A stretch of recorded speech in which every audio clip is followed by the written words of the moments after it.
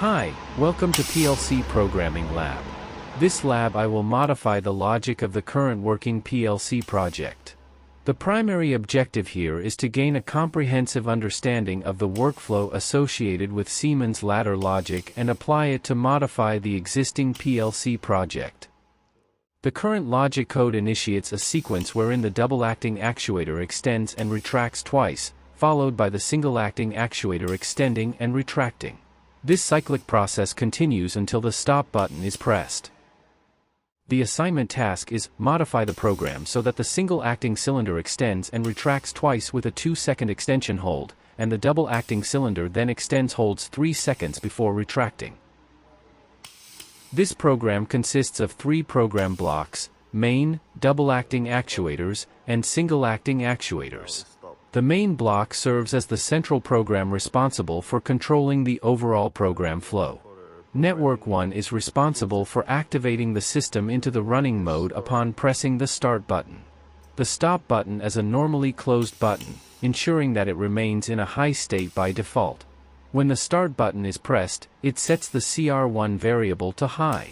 The CR1 variable serves as an indicator of the system's operational status, where a high value signifies that the system is running, and a low value indicates that the system is in a stopped state.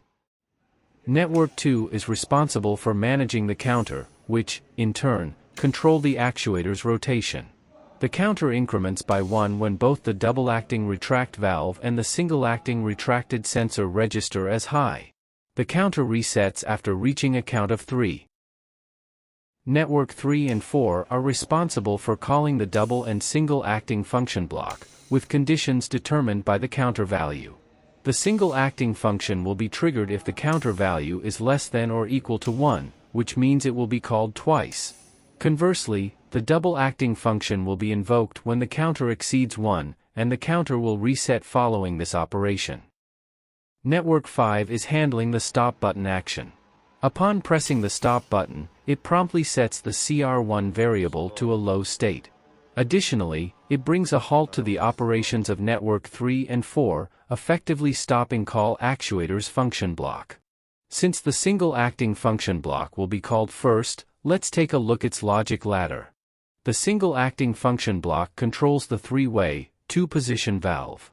It activates the valve to extend the actuator and delay 2 seconds before releasing the valve to retract the actuator by utilizing actuator sensors. Now, let's delve into the double-acting function block.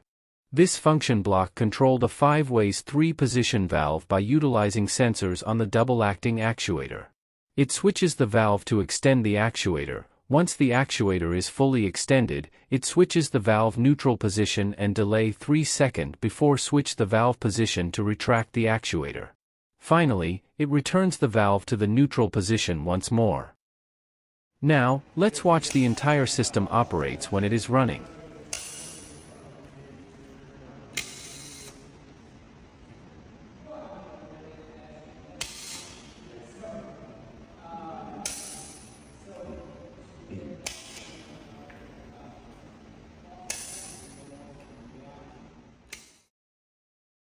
Thank you for watching.